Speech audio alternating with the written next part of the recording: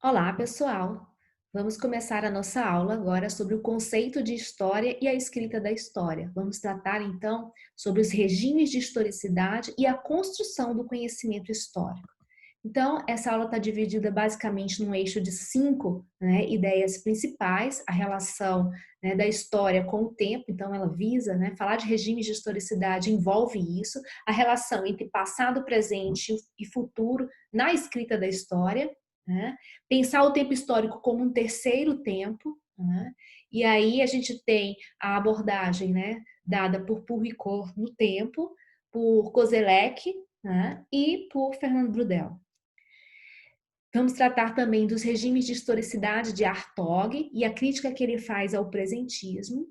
E, falando um pouco da historiografia latino-americana, vamos falar do tempo de longa duração, que aparece no pensamento, na historiografia, na escrita histórica de Caio Prado, Fernando Novaes, Raimundo Faoro e Henrique Dussel.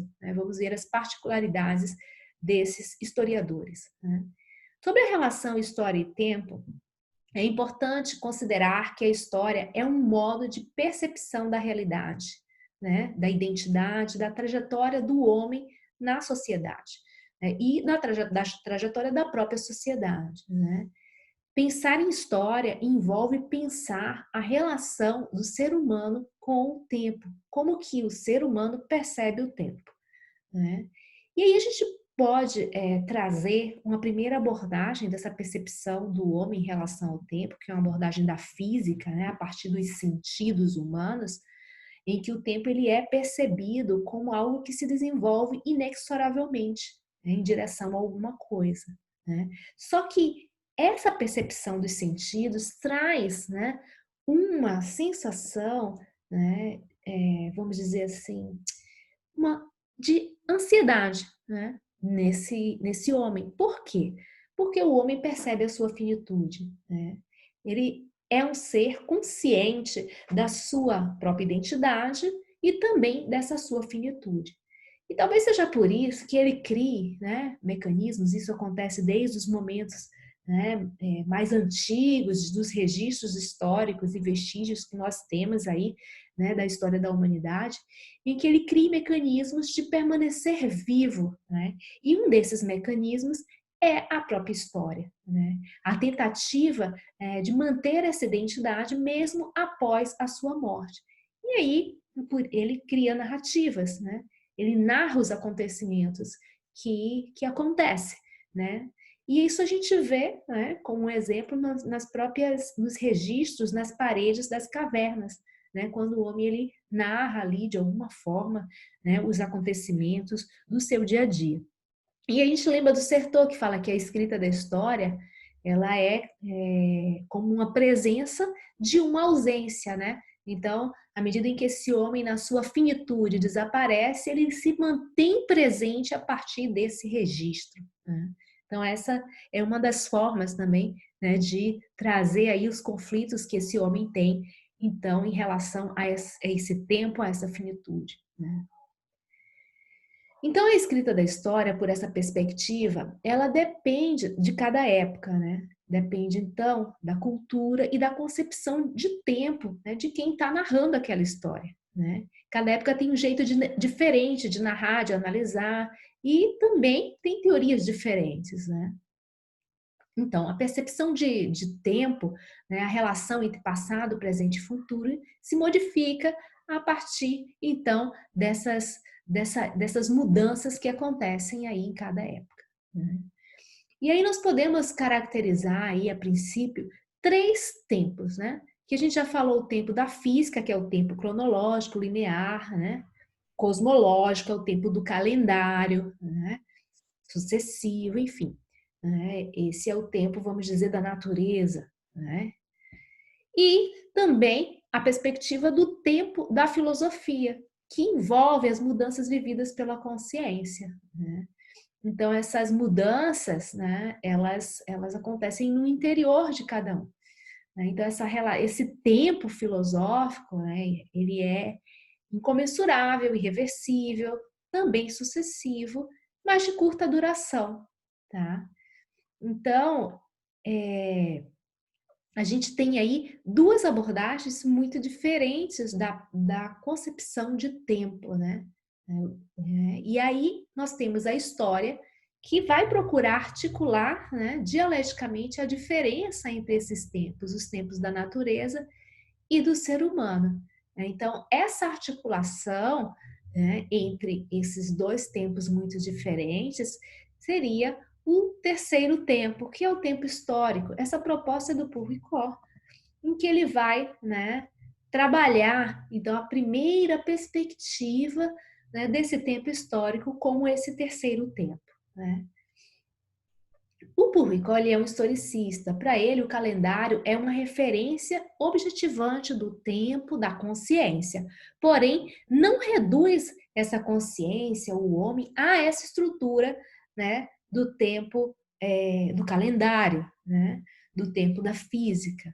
Para ele, né, a consciência estar para além, né, o tempo da consciência vai estar para além desse calendário. Vai prevalecer aí o incomensurável, né? Os ritmos heterogêneos de cada época, de cada sociedade, de cada ser humano, as descontinuidades, né? As lembranças, os esquecimentos, as esperas e desilusões, a inquietação vivida. Então, ele vai dar destaque a esse incomensurável, para além do calendário, né? Então, a escrita da história seria um elemento mediador entre os vivos e os mortos, né? Como a gente já havia trazendo aí na introdução.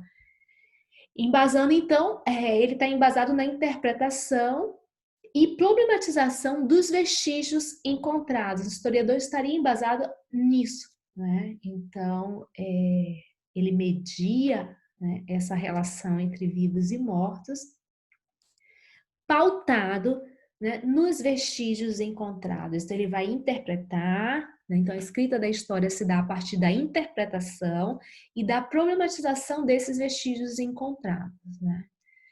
Então, a escrita historiográfica tem particularidades que possibilitam que as experiências humanas do passado se tornem inteligíveis para as pessoas que estão navegando no tempo presente. Então, ele traz, né, o historiador traz essas experiências humanas para o tempo presente. Né? Ao mesmo tempo, o trabalho desse historiador é um trabalho de luto. Né? Então, ao investigar o passado, o historiador depara-se com memórias, traumas, catástrofes, ressentimentos, né?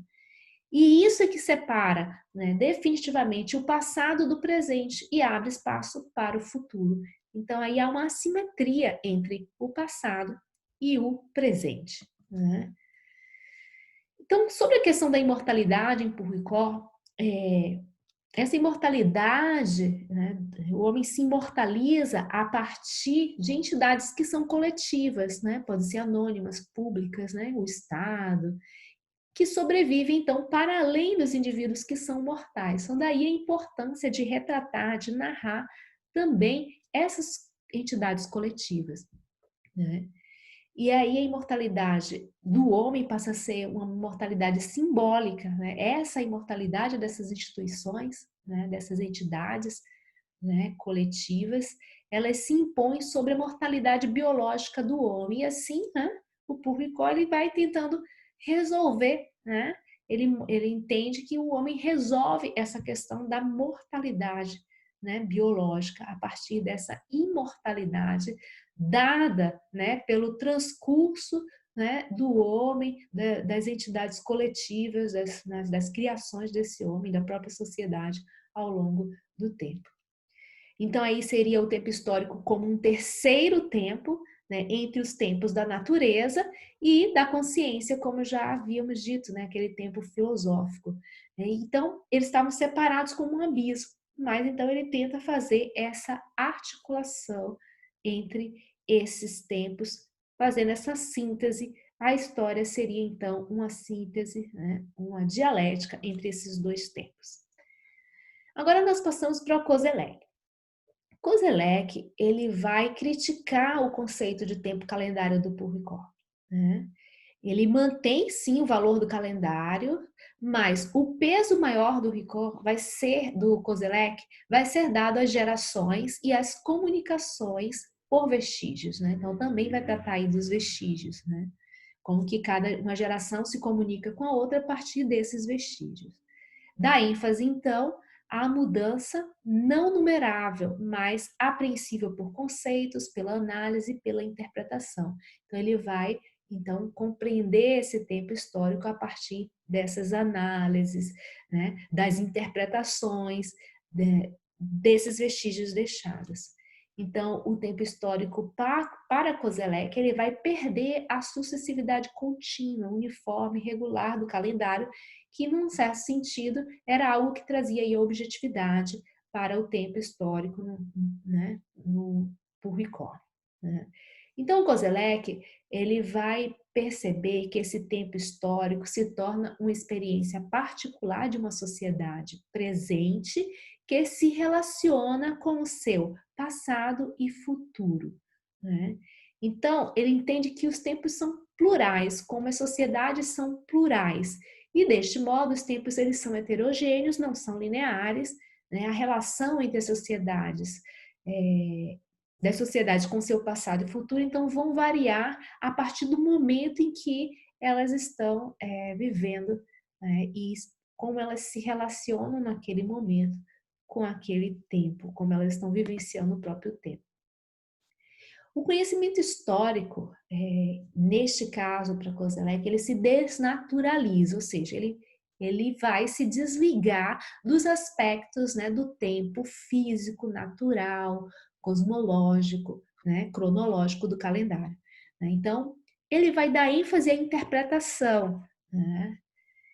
Ele imprecisa-se e perde a exatidão e o rigor que o calendário traz, né? Que a sucessão cronológica traz, né? E ele torna-se um conflito de interpretações. Então, o Ricoeur, o Ricoeur até vai, né, criticar essa abordagem porque se torna como se ele se esvaziasse em interpretações, né? Neste caso, para Kozelek, o historiador ele entra em um mundo qualitativo que se desloca então do passado para o futuro. O historiador seria então um mediador, né? Mais que um mediador, né, como acontece ali em Ricoeur, ele também vai ser um debatedor, porque ele vai focar então nessas interpretações e nessas explicações. Uma outra concepção, né, de tempo histórico é a perspectiva dos análises e o tempo histórico estrutural de Fernando Braudel, né? Fernando Braudel, ele vai, né, dar uma grande contribuição aí, porque ele vai tratar do tempo de longa duração, né? E não dá para falar da escola, dessa perspectiva do análise desse tempo histórico estrutural do Braudel sem ressaltar a relação que se tem com as ciências sociais, né? Então, é um momento de surgimento das ciências sociais que elas vão gerar um impacto nos historiadores, a forma como os cientistas sociais vão interpretar e vão lidar com os próprios historiadores. Então, as ciências sociais, elas não valorizam a abordagem sucessiva, né, genética da história, do calendário, da cronologia, né? Criticam esse tempo histórico tradicional, que seria esse tempo, né, vamos dizer, dos positivistas que tratam a história dessa forma sucessiva, pautado no calendário, né? Então, as ciências sociais entendem o calendário como uma criação humana, ao mesmo tempo, né, que os historiadores, né, eles utilizam essa cronologia para esse rigor, né, para a exatidão, né? Então, ela vai criticar isso e vai dizer, olha, rigor e exatidão, mas no calendário também é uma criação humana, não é algo assim tão natural assim como, né, se dá. Então, ela também faz uma crítica ao próprio calendário, nesse caso, como algo construído, né, socialmente também. E aí vai trazer a abordagem do tempo social, né? A construção, e aí o tempo social é uma construção cultural, simbólica, múltipla, descontínua, heterogênea e não linear, né? Mas ao mesmo tempo, e ela tende também à simultaneidade. Essa é uma grande questão e um grande problema aí, né, que vai trazer para os historiadores, né? Então, esse tempo social ele é imanente, circular, né? O ciclo dos calendários, dos anos, das semanas, né? E uniforme, né? e não se refere à sucessão dos eventos, à passagem do passado ao futuro. É como se essa simultaneidade é dada por essa uniformidade, por esse movimento circular, né? E aí eles enfatizam menos as mudanças qualitativas e valorizam, então, as transformações estruturais, porque é como se essas mudanças qualitativas elas ficassem patinando ali. Então, eles vão falar de mudanças estruturais, né? Então, eles criam também o conceito de estrutura social, né? E aí esse conceito desvitaliza o evento, desvitaliza o acontecimento, que é algo tratado, então, pelos historiadores, né? Então, os mais radicais estruturalistas chegaram a eliminar o tempo histórico, né? Esse tempo histórico é que é substituído por um tempo lógico, formal, matemático, abstrato, né? Essa análise estrutural da sociedade, então, recupera a inspiração mitológica, a de um tempo abolido em um eterno presente, né? Então, né, como ele é abstrato, então, né, e ele é circular, então ele vai ser aí um eterno presente. Deste modo, os eventos, né, que marcam a sociedade, os eventos choque, né, eles são amortecidos quando integrados na estrutura social. Então, ele é diluído, né, nessa estrutura social que ela é muito mais rígida, né, do que um acontecimento pontual, né? O presente se liga ao passado e o passado ao presente de tal forma que o passado se torna presente e o presente se imuniza de sua sorte de tornar-se passado, né? Então, eles se misturam, essa condição do presente e do passado, né? Eles acabam, né, se integrando, né? A história, então, ela é obrigada a incluir no seu conceito de tempo a ideia de permanência e simultaneidade. Então, veja, essa é a grande virada, né, que vai acontecer nesse momento para haver essa interfusão, essa relação aí melhor com as ciências sociais. E Bludel vai fazer isso, né? Ele vai construir um conceito de tempo histórico que é um conceito de longa duração. Claro que ele não vai aderir a todas as características desse tempo social, né? Ele vai incorporar, né, e se diferenciar do conceito de estrutura social das ciências sociais. Então, ele vai trazer a ideia de estrutura, né, para o seu estudo histórico, mas, ao mesmo tempo, ele vai considerar, sim, o passado e a longa duração, né? A longa duração, então, vai ser a tradução para a linguagem temporal dos historiadores da estrutura que é atemporal dos sociólogos, dos antropólogos e dos linguistas. Eles tratam a estrutura como algo fixo, né, que, né, não muda tão facilmente. E esse conceito de estrutura vai ser trazido, né, para a história, mas com seus cuidados e suas ressalvas, né? Então, a longa duração inclui e explica o evento, mas não vai abolir esse evento, né? Ele pode até amortecer, mas não vai abolir, né?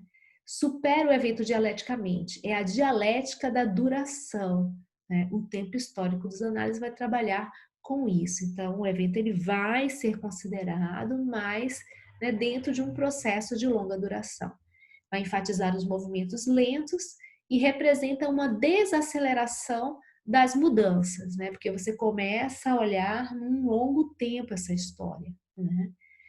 Quase que um apagamento da assimetria entre passado e futuro, né? Dessa diferença, né? Porque é como se essa estrutura é longa, ela demora a mudar, estudado tudo a longo prazo, né?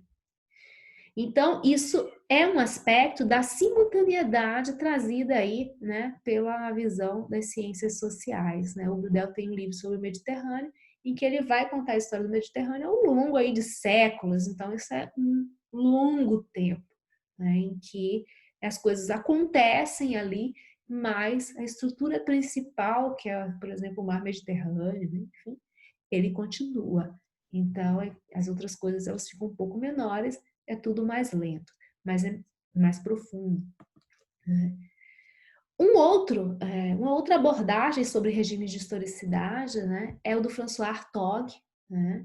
a gente já falou dessas questões, né, do terceiro tempo, o François Hartog, ele vai tratar, né, mesmo da historiografia, né, e vai trazer aí uma crítica, tanto ao eurocentrismo, que é uma crítica ainda muito falha, né, que ele ainda, enquanto francês, ainda tem uma abordagem eurocêntrica, é claro, mas a principal crítica que ele faz é o presentismo, que é uma característica que ele, né, percebe que existe, então, na nossa historiografia hoje. Né? Ele é herdeiro, sim, do Brudel, do Koselleck, do Pomian, e assim ele vai ter várias influências. E ele vai tratar, então, da diversidade de modos, né, das sociedades se relacionarem com o tempo. Então, ele faz, né, um apanhado histórico disso. E sobre a influência do Pomian, ele vai fazer uma história do próprio tempo numa perspectiva filosófica, né? Então, ele sofre essa influência aí. Então, ele vai, primeiro, né, falar de 3 regimes, né, históricos, né, de tempo. Primeiro, o regime heróico, nas sociedades antigas, onde o mito confere sentido aos eventos do presente. Né? Então, né, eles explicam os eventos do presente. Vai tratar do regime moderno de historicidade, que começa a partir do século XVIII, que aí é uma grande ruptura, então, com a antiga ordem do tempo, né? Onde aí o foco da modernidade passou a ser o horizonte da expectativa, né? Que é o olhar para o futuro, né? Cada vez mais deslocado do espaço da experiência. Né? Então, sai dessa percepção do passado, né, da experiência, da que aquela experiência do passado pode interferir e ajudar a entender o presente, né, e o futuro, e passa a criar mais, a olhar mais para o futuro, a criar a expectativa do futuro.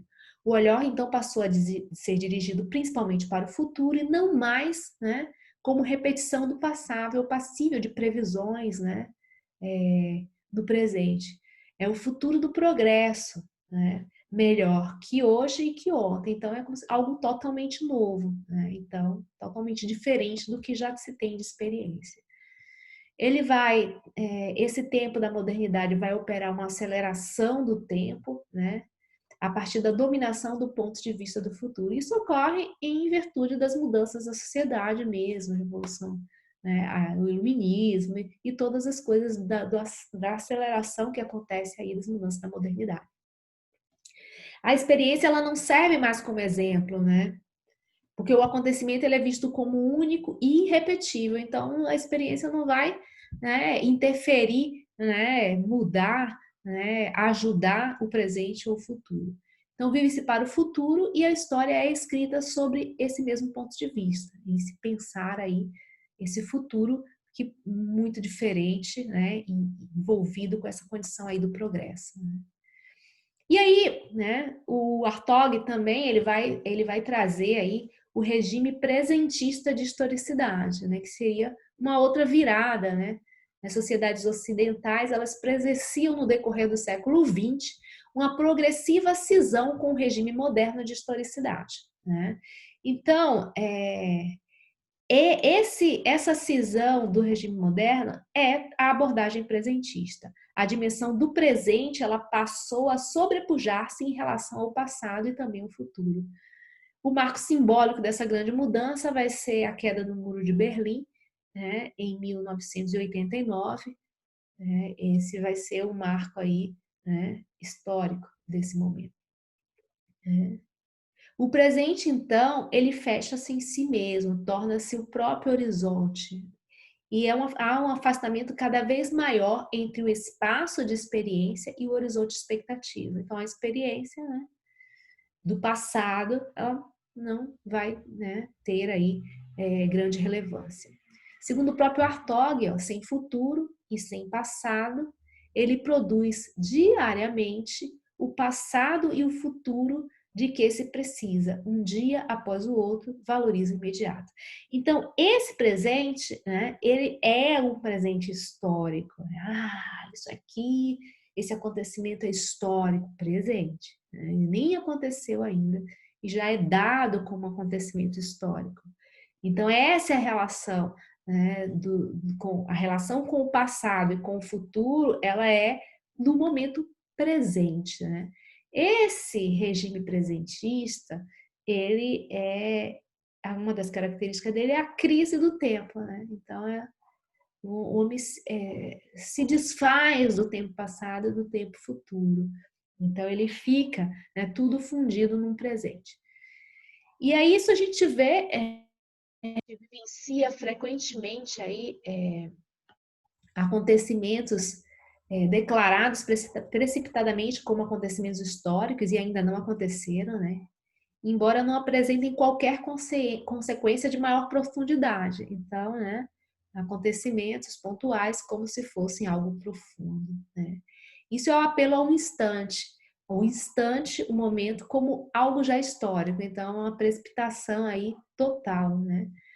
Dotado de profundidade temporal desproporcional. Então, esse instante, né, a gente dá uma profundidade a ele que é desproporcional ao que ele vai ser realmente, né? O discurso já o representa como algo já passado e determinante para todo o futuro. Então, né, esse instante que é tornado um grande acontecimento histórico, ele já está determinando algo, né, sobre o futuro. Né? É a proclamação da história antes mesmo do evento se concluir. É a ampliação desmensurada do presente em detrimento do passado e do futuro. Então, Hartog faz uma crítica a esse presentismo. Né? E agora nós vamos entrar, então, na historiografia aí, latino-americana. Né? Caio Prado Júnior, ele é um grande historiador brasileiro, né? E ele vai tratar o passado como algo necessário para se explicar e transformar o presente. Então, ele vai buscar o entendimento da sociedade brasileira a partir do seu passado colonial. Aplica o método, né, da teoria marxista, né, porém, né, com os seus posicionamentos políticos próprios. Ele não é adepto absoluto da teoria e do método marxista, tá? Mas ele sim vai tratar a história aí com essa longa duração, né, e estudando essas grandes estruturas, que são as estruturas aí econômicas, sociais, né, que perduram aí ao longo do tempo. O Fernando A. Novaes, também um historiador brasileiro de inspiração até em Caio Prado Júnior, ele escreve sobre historiografia. Né? No seu livro Nova História em Perspectiva, ele critica a nova história, né? Por ela não ter elaborado um aparato conceitual adequado às abordagens dos novos temas que estão surgindo aí, né, durante o período aí do século XX. E aí ele aponta também a fragilidade, né, da nova história, né, pelo seu acentuado caráter narrativo. Né? Novaes ele vai propor um outro arranjo metodológico, né, e através do qual ele vai juntar os fragmentos, né, os acontecimentos, né, o cotidiano, né, nessa reconstituição do processo histórico, da história vista nesse longo processo, né, nessa longa duração. Ele vai repor o cotidiano, né, a vida privada, né, nessa composição da história brasileira. Então, enlaçando aí de modo renovado, né, aquela velha história, né, com esta nova história. Né?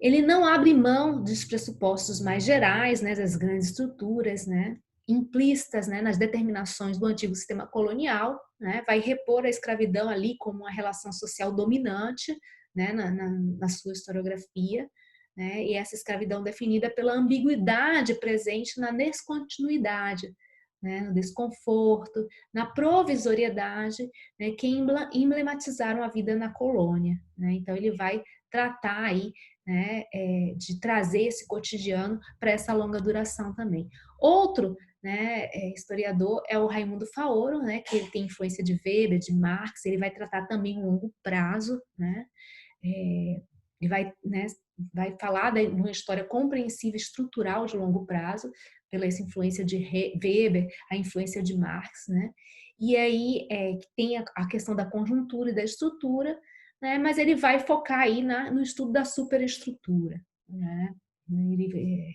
Essa é a sua relação, né, eh, com Hegel, né, e um pouco tortuosa aí com Marx, porque ele não vai vir da abordagem da infraestrutura, né. Ele vai, dentro da filosofia da história, o seu interesse é desvendar os fatores permanentes que atuam como as causas profundas dos sucessos históricos, né, dessa sucessão da história. E, por fim, o Henrique Dussel, né, nosso tempo está acabando, ele vai fazer uma crítica, sim, ao eurocentrismo, e ele vai propor aí uma história que não contasse só a história da Europa, mas uma história universal que incluísse aí todos os continentes, inclusive a América, inclusive não após, né, o seu, né, suposto descobrimento, que na verdade ele vai considerar então como uma invasão, né, do continente, mas colocando a história da América no seu devido lugar, desde as primeiras migrações em que o homem chegou à América. E assim, então, eu agradeço a vocês.